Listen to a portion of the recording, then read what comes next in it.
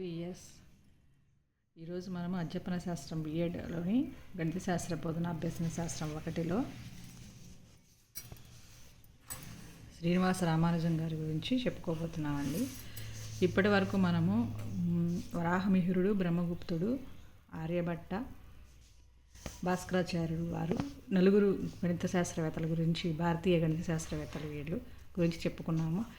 ఈ రోజున 5వ గణిత శాస్త్రవేత్త ఎంతో ఇంపార్టెంట్ అండి, ముఖ్యమైన వ్యక్తి శ్రీనివాస రామానుజన్ గారి గురించి తెలుసుకుంటున్నాము.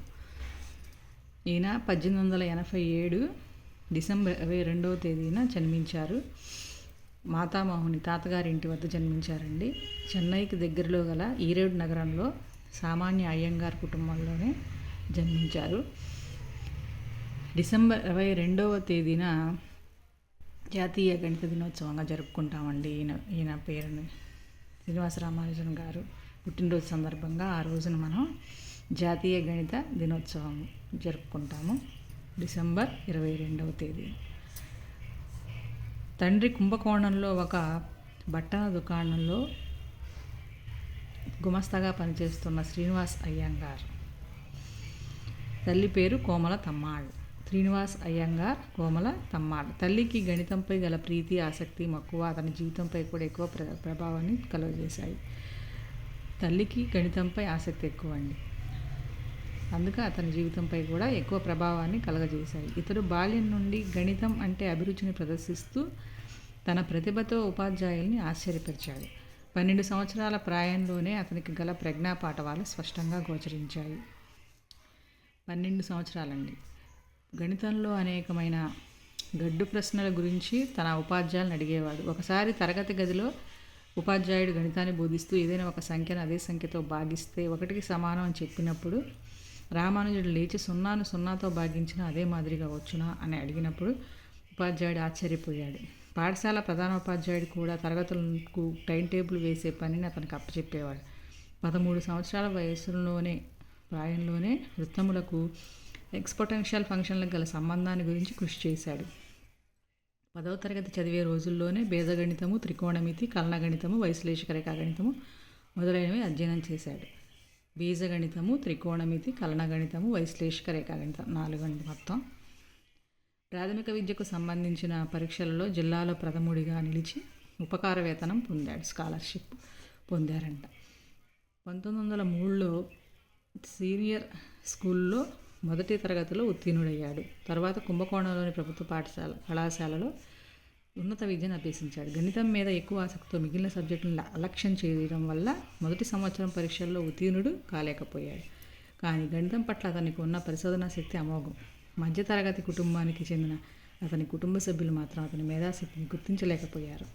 1909లో జానకి అనే 9 సంవత్సరాల బాలికతో అతని 22వ ఏట వివాహం చేశారు.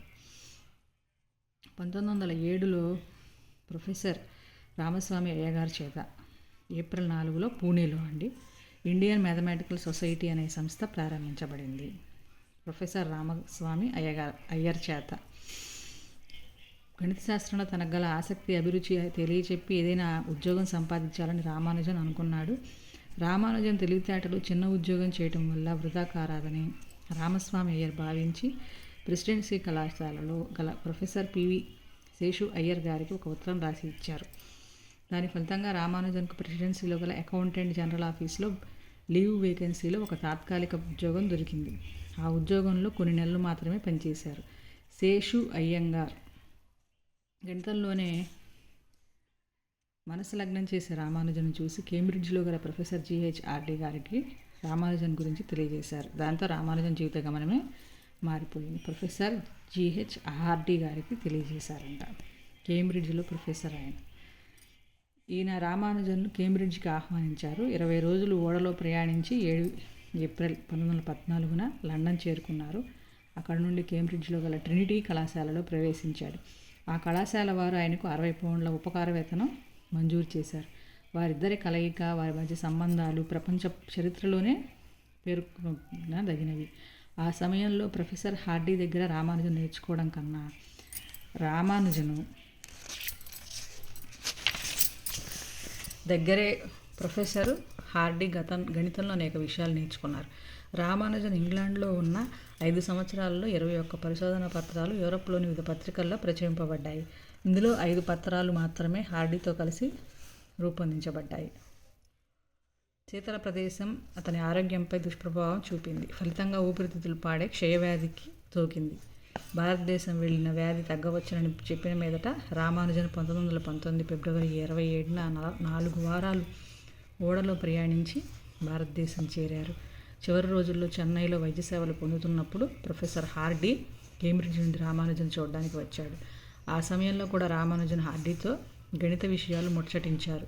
వారి సంభాషణలో హార్డీ 1729 నెంబరు కారులో వచ్చినట్లు, ఆ సంఖ్య అంత మంచిది కాదని చెప్పినప్పుడు రామానుజన్ ఆ సంఖ్య చాలా ఆసక్తికరమైనదని, విచిత్రమైనదని చెప్పాడు. ఎలా అంటే ఆ సంఖ్యను 2 చిన్న సంఖ్యల గణాల మొత్తంగా 2 విధాలుగా రాయవచ్చునని చెప్పాడు. 1729ని 2 గణాల మొత్తంగా అంట, 12³ + 1³ అలాగే 10³ + 9³ ఇలా 2 విధాలుగా రాయొచ్చు అని చెప్పారు. దాంతో హార్డీ అతని మేధాశక్తికి ఆశ్చర్యపోయాడు. అందువల్లనే 1729 సంఖ్యను రామానుజన్ సంఖ్య అంటారు. ఇంపార్టెంట్ అండి. 1729 సంఖ్యను ఏ సంఖ్య అంటారు? రామానుజన్ సంఖ్య. చివరకు 1920 ఏప్రిల్ 26వ తేదీన రామానుజన్ అంతిమ శ్వాస విడిచి ఉన్నత లోకాలకు వెళ్ళిపోయాడు. అతని కీర్తి మాత్రం భూమిపై నిలిచి ఉంది. ఈయన బతికిన కాలం ఎంతండి? 32 సంవత్సరాల 4 వారాల 4 రోజులు మాత్రమే. చిన్న వయసులోనే ఎంతో పేరు ప్రఖ్యాతులు తెచ్చుకున్న వ్యక్తి అండి.